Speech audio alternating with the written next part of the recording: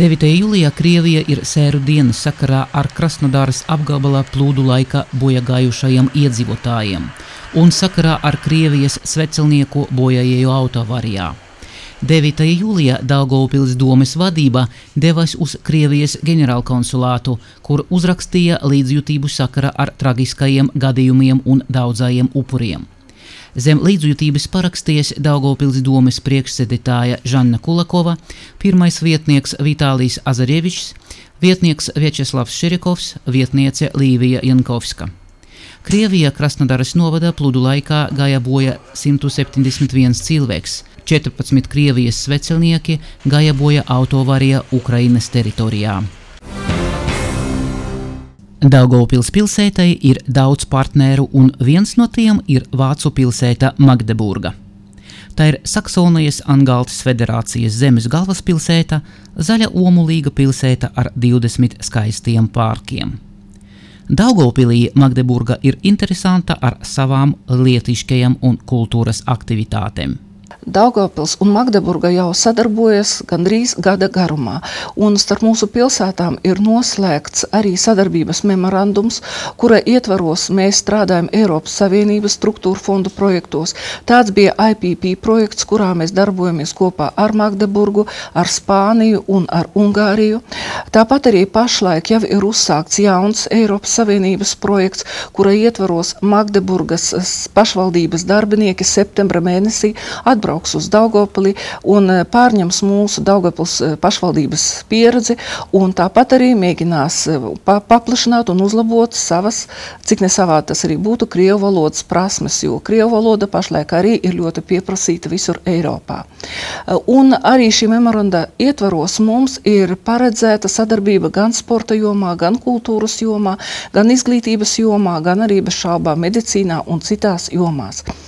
6. jūlijā Daugavpils delegācija apmeklēja Magdeburgu, kur piedalījās mūsu fotomakslinieku izstādes atklāšanā. Magdeburgas skatītāji ļoti pozitīvi novērtēja šo mūsu foto izstādi, jo tajā tika izstādīti mūsu 12 fotomākslinieku darbi, un es jau arī lasīju ļoti pozitīvas atsauksmes arī Magdeburgas presē, un bija arī intervija Magdeburgas televīzijā, un es ļoti ceru, ka šis pirmais solis, kas bija mums nodibināts un kas tika realizēts starp Magdeburgas un Daugavpils fotomāksliniekiem, ka tas bija tikai pirmais, bet ka tālāk mēs sadarbosimies arī citās jomās, jo Magdeburgā ir ļoti darbīgi cilvēki, kuri vēlas sadarboties ar mūsu pašvaldību, un ja ir tie, kas vēlas ar Daugavpili draudzēties un kas reāli vēlas īstenot dažādu veidu projektus, bez šaubām mēs darīsim visu iespējamo, lai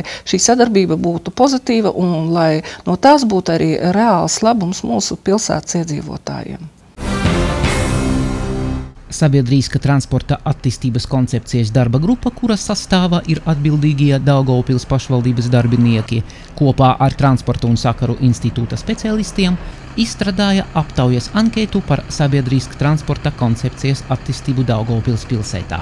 Pusgada atpakaļ Daugavpils pilsētas dome pieņema lēmumu, ka mūsu dome strādās darba grupa, kurai mērķis ir izanalizēt situāciju un pakalpojumus, kuras sniedz gan mūsu autobusu pārvalde, gan arī tramvaju uzņēmums, jo uz šodienu mums ļoti svarīgi zināt arī mūsu iedzīvotāju viedokli, un ar to mēs izsludinājām aptauju, un mums ļoti svarīgi saņemt no mūsu iedzīvotājiem atbildēs uz dažādiem jautājumiem. Aptaujas mērķis ir noskaidrot pilsētnieku viedokli par sabiedrīska transporta pieejamību un efektivitāti.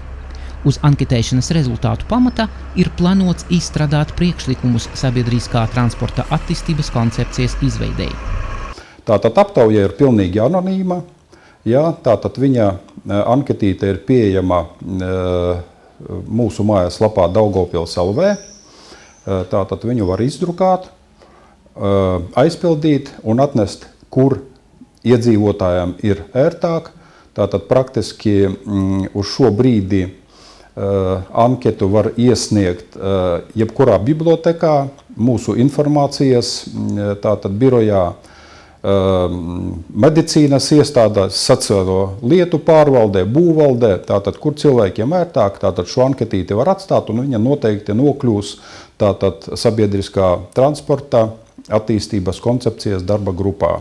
Anketēšanas organizatori jau iepriekš ir pateicīgi par atsaucību un cer, ka iedzīvotāju atbildes palīdzēs uzlabot sabiedriska transporta nozari pilsētā. 15. jūnijā Daugavpils domes deputāti akceptēja lēmumu izsludināt kārtējo apstādījumu noformējumu konkursu.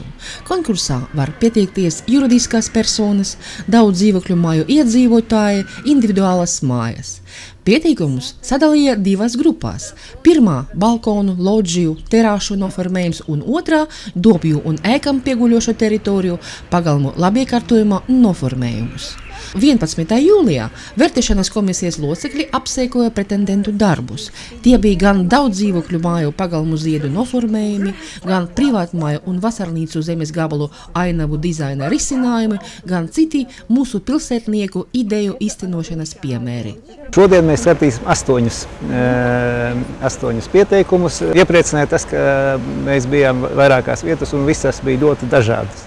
Tātad, katrs cilvēks tomēr mēģina atrast savus individuālās lietas, kas viņam patīk, kur viņš palielīties kaimiņu priekšā, arī citu pilsētnieku priekšā, kā var izcelties, tas ir ļoti patīkami. Jā, es aicinu arī pārējos iedzīvotājus būt aktīvākiem un pieteikties konkursā.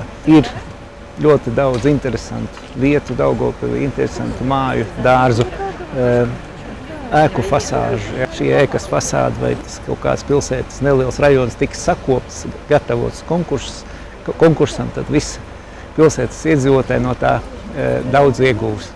Dalībai konkursā vēl var pieteikties līdz 16. jūlijam 16. Konkursā organizatori ļoti cer uz firmu, uzņēmumu, rūpnīcu, kā arī pašvaldības struktūru aktivitāti. Konkursā rezultātu paziņošana notiks 24. jūlijā 10. domes sēžu zālē. 10. jūlijā Daugavpils domes priekšsēdētājas pirmais vietnieks Vitālijs Azarevičs devas uz Daugavpils 6. vidusskolu, lai sveiktu jubilejā skolas direktori Larisu Kaževnikovu. Domes vārdā Azareviča kungs jubilāri pasniedza domes pateicības rakstu par ilgadēju un radošo pedagoģisku darbu un ievērojamu ieguldījumu Jāņa Raiņa Daugavpils 6. vidusskolas pilnveidošanā, attīstībā un sakarā ar 60 gadu jubileju. Šodien mēs sveicam vienu no labākajiem skolas direktoriem mūsu pilsētā. Direktors, kur visu laiku bija ar inovatīvām idejām. Larisa Kaževnikova pirmā no direktoriem, kura sāka starptautiskos projektus piedalīties, un viņa skola, vadīta skola, piedalījās ļoti daudzos projektos. Viņai ļoti daudz personīga kontaktu ar ārzemniekiem un ar ārzemes skolām, ar ārzemes projektiem. Un tiešām tas ir viens no paraugiem, no direktora paraugiem, kuri var parādīt to, kā vajag veidot skolas kolektīvas gaisotni.